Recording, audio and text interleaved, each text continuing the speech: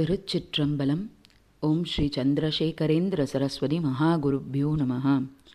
ஓம் ஸ்ரீ வல்லபாம்பிகா சமேத ஓம் ஸ்ரீ மகாகணாதிபதயே நமः. மூவிரு முகங்கள் போற்றி முகம்பொழி கருணை போற்றி ஏவரும் துதிக்க நின்ற ஈராறு தோள் போற்றி காஞ்சி மாவடி வைகும் செவ்வேள் மலரடி போற்றி அன்னான் சேவலும் மயிலும் போற்றி திருக்கைவேல் போற்றி போற்றி. எல்லோருக்கும் வணக்கம். நம்மளுடைய தினம்தோறும் திருமுருகன் திருப்புகழ் அப்படின்ற தலைப்பில் இன்னைக்கு 36வது நாள். இந்த 36வது நாள் பார்த்தீங்க அப்படின்னா செவ்வாய்க்கிழமை. முருக பக்தர்கள் எல்லாருக்குமே செவ்வாய்க்கிழமைன்னா ரொம்ப பிடிக்கும். ஏன்னா முருகன் கோவிலுக்கு போய் முருகனுக்கு விளக்கேற்றி நம்ம சந்தோஷமாக பண்ணுவோம் இல்லையா? அதனால் இன்னைக்கு பார்க்கக்கூடியதான திருப்புகழும் ரொம்ப சிறந்ததான திருப்புகழ் தான். அதாவது கும்பகோணம் ஸ்தலத்தில் இருக்கக்கூடிய முருகப்பெருமானை பற்றினது. கும்பகோணம் அப்படின்னாலே நம்ம எல்லாருக்கும் தெரியும், நிறைய கோவில்கள் இருக்கும், எண்ணிலடங்கா கோவில்கள். அத்தனை கோவில்கள்லையும் ஒவ்வொரு தனி விசேஷங்கள் உண்டு. ஆனால் சைவம் அப்படின்னு எடுத்திங்கன்னா அதில் கும்பகோணத்துக்கு பிரதானமாக 3 ஸ்தலங்களை சொல்கிறாங்க. அதாவது சைவம் அப்படின்றது சிவபெருமானை வணங்கக்கூடியவர்கள். அங்கே தான் அருணகிரிநாதருடைய திருப்புகழ் பாடல்களும் நிறைஞ்சிருக்கு.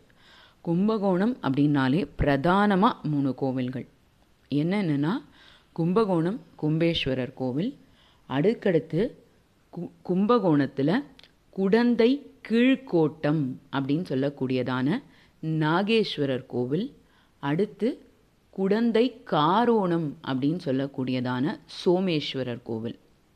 கும்பகோணத்துக்கு போகிறீங்கன்னா இந்த 3 கோவில்களையும் தவறாமல் தரிசிச்சுட்டு வாங்க. ஏன்னா ரொம்ப பிரதானம் இந்த 3 கோவில்கள் தான்.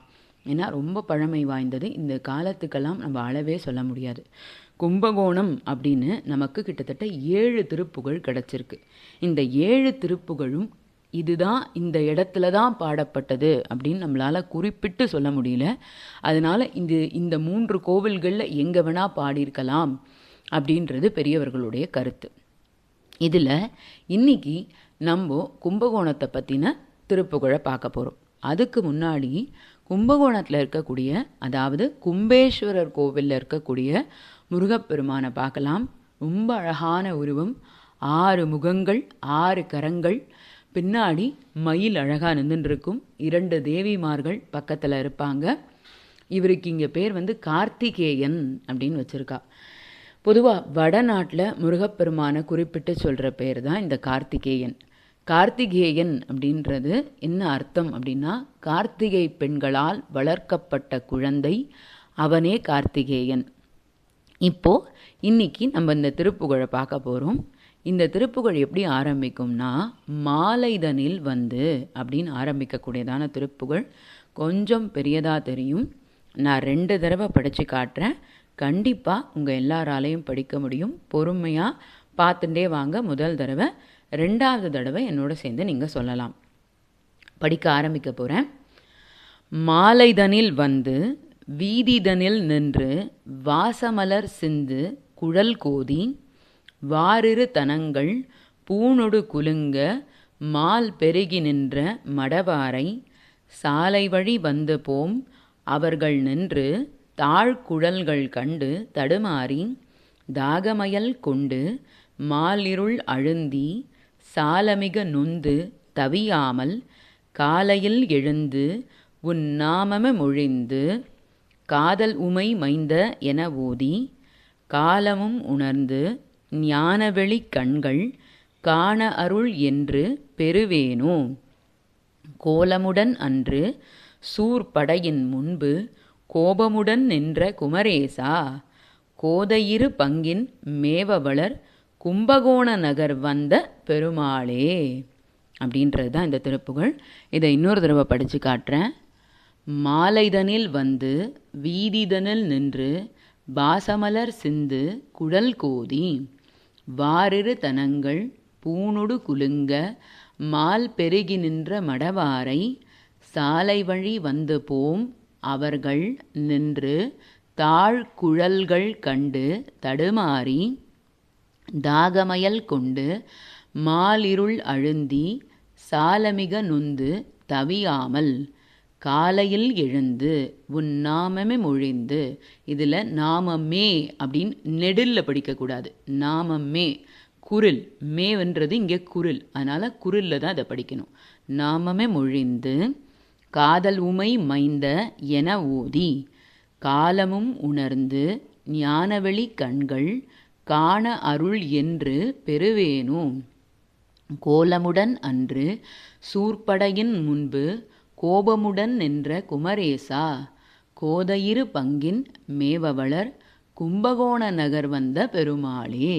இதுதான் இந்த திருப்புகழ். இப்போ இந்த திருப்புகழுடைய அர்த்தத்தை பார்க்கலாம். மாலைதனில் வந்து வீதிதனில் நின்று வாசமலர் சிந்து குழல் கோதி அப்படின்னா, மாலை வேளையில், அதாவது சாயங்கால வேளையில் அழகான வீதியில் இந்த பெண்கள்லாம் நடந்து போவாங்க. அவங்கெல்லாம் அழகாக தலைமுடிய, குழல் அப்படின்னா முடி, அதில் பின்னிண்டு பூவெல்லாம் வச்சுட்டு அழகாக அவங்க நடந்து போகும் பொழுது வாரிரு தனங்கள் பூனொடு குலுங்க மால் பெருகி நின்ற மடவாரை, அவங்களுடைய மார்பகங்கள் அழகாக இருக்கவும் அவங்கள அழகாக நடந்து போகும் பொழுது அவங்கள அந்த மடவாரை அப்படின்னா பெண்கள் அப்படின்னு அர்த்தம்.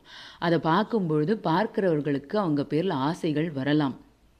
சாலை வழி வந்து போம் அவர்கள் நின்று தாழ்குழல்கள் கண்டு தடுமாறி, அந்த பெண்களை பார்க்கும்பொழுது இவ்வளோ அழகாக இருக்காங்களே அப்படின்னு அந்த ஆசையில் அப்படியே நம்ம தடுமாறி போயிடாமல் தாகமயல் கொண்டு மால் இருள் அழுந்தி சாலமிக நொந்து தவியாமல். தாகம் அப்படின்றது என்னென்னா, தண்ணீர் தாகம் நமக்கு தெரியும். ஆனால் இந்த ஆசையை நிறைவேற்றி கொள்ளுதல் அப்படின்றதையும் ஒரு தாகமாக சொல்லுவாங்க. அதில் அந்த ஆசை அப்படின்றது சிற்றின்ப ஆசை, அது என்றைக்குமே அழியக்கூடியது தான். அது நிறைவேறிடுச்சு அப்படின்னாலே அது வந்து அழிந்து நம்மளை தவறான பாதைகளுக்கு தான் கூட்டிகிட்டு போகும். அதில் நாம் அழுந்தி நொந்து கிடந்து தவியாமல், நான் அதில் தவிக்காமல் காலையில் எழுந்து உன் நாமமே மொழிந்து காதல் உமை மைந்த என ஓதி. இந்த திருப்புகழை நான் ஏன் இப்போ சொல்கிறேன் அப்படின்னா, இதை நீங்கள் இந்த காலங்கார்த்தால பொழுதில் கேட்குறீங்கன்னா அவ்வளவு புண்ணியம். ஏன்னா அருணகிரிநாதரே சொல்கிறார், கார்த்தால எழுந்த உடனே முருகா அப்படின்னு சொல்லி அவனுடைய நாமங்களை சொல்லி நம்ம கூப்பிடணுமா. அதுதான் அவர் அழகாக போட்டிருக்கார் பாருங்க. காலையில் எழுந்து உன் நாமமே மொழிந்து, கார்த்தால எழுந்து உன் நாமத்தை சொல்லி காதல் உமை மைந்தனே, அதாவது உமை அப்படின்றது அம்பாள், அம்பாள் பெற்ற அழகான புத்திரனேன்னு உன்னை கூப்பிட்டு காலமும் உணர்ந்து ஞானவெளி கண்கள் காண அருள் என்று பெறுவேனோ. அதாவது என்னுடைய இந்த காலகட்டத்தை நான் உணர்ந்து ஞானவெளி கண்கள் காண அருள் என்று பெறுவேனோ. உன்னை பார்க்கக்கூடியதான, அதாவது உன்னை உணரக்கூடியதான கண்கள். ஏன்னா முருகனை அனுபவிக்கிறதும் முருகனை ரசித்து பார்க்கறதுக்குமே ஒரு தனி கண்கள் வேணுமா. அது எனக்கு என்னைக்கு கிடைக்கும் அப்படின்னு கேட்குறார்.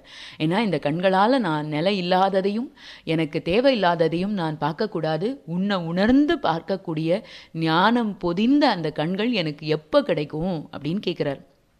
கோலமுடன் அன்று சூர்படையின் முன்பு கோபமுடன் நின்ற குமரேசா, அழகா போய் சூரபத்மனுடைய படைக்கு முன்னாடி கோபமா நின்ற என்னுடைய கந்தவேளே குமரேசா அப்படின்னு கூப்பிடுறார்.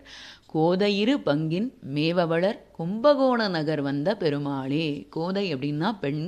அந்த 2 பெண்கள் வள்ளி மற்றும் தெய்வயானை 2 பேரும் உன்னுடைய 2 பக்கம் வந்து நிற்க கும்பகோணத்துக்கு வந்த என்னுடைய தெய்வமே அப்படின்னு சொல்கிறார். இதுதான் இந்த திருப்புகழ். இதனால் இதை ஏன் இந்த கார்த்தால நேரத்தில் நான் முதல்ல கொடுக்குறேன் அப்படின்னு சொன்னால், கார்த்தால எழுந்த உடனே இந்த திருப்புகழை நீங்கள் படிச்சிங்க அப்படின்னா நம்மளுடைய அந்த அன்றாட பொழுது முழுக்க நமக்கு முருகப்பெருமான் கூடவே வந்து நமக்கு நல்லதையே முடிச்சு கொடுப்பான். எல்லோருக்கும் நல்லதே நடக்கட்டும். இந்த நாள் பொழுது உங்களுக்கு அற்புதமாக அமையட்டும். முருகனருள் துணை நிற்கட்டும். திருச்சிற்றம்பலம். நன்றி. நாளை மீண்டும் இன்னொரு திருப்புகழுடன் சந்திப்போம். வணக்கம்.